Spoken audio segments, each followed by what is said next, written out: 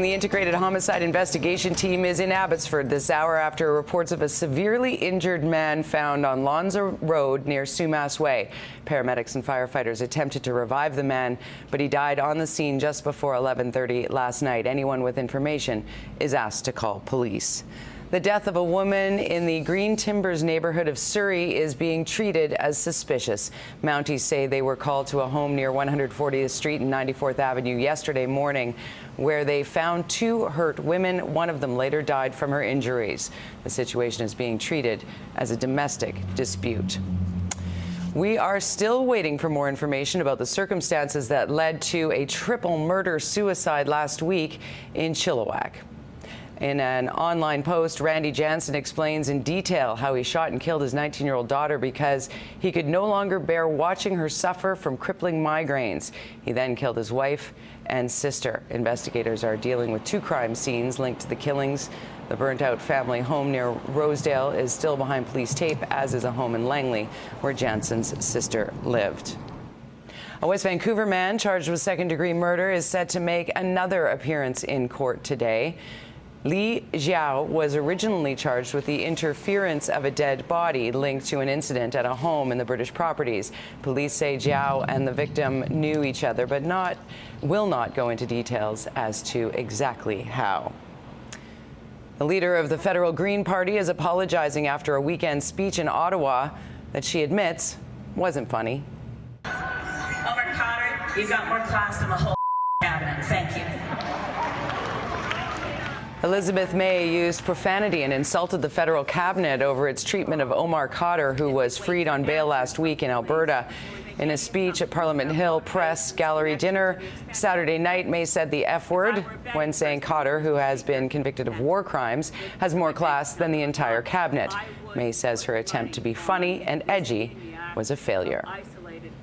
Former Toronto Mayor Rob Ford will undergo intensive surgery today to remove a cancerous tumor from his abdomen. Ford will undergo an operation that could last up to 10 hours and will put him out of commission for up to 4 months.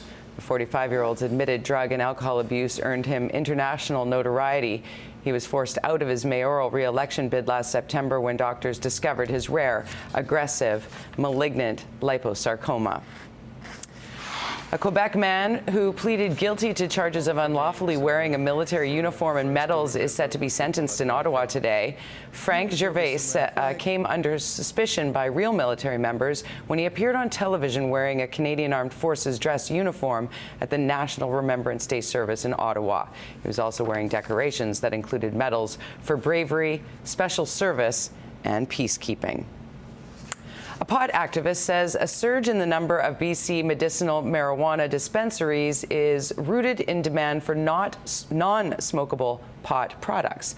Dana Larson says the boom is partly the result of patients not wanting to smoke their medical pot. Larson says it's illegal to make extract out of cannabis bought from the larger scale producers that are licensed under the new medical marijuana system. Cannabis sold in dispensaries comes in a variety of forms, including sprays, drops, creams, and edibles. A Vancouver food store is recalling a number of beef products over E. coli concerns. Killarney Market is recalling all of its own brand ground beef. The sell-by dates are between May 5th and May 11th. The Canadian Food Inspection Agency says people should throw away or return the products immediately. There have been no reported illnesses in relation to this recall. 24 people are injured and homes have been destroyed after a severe storm struck a small town in northeast Texas. The National Weather Service believes at least one tornado hit the community last night. The storm was part of severe weather that stretched across the state. Tornado season in the American Southern Plains normally lasts from May to early June. Some picture-taking tourists in Yellowstone National Park got uncomfortably close to nature. Look at this.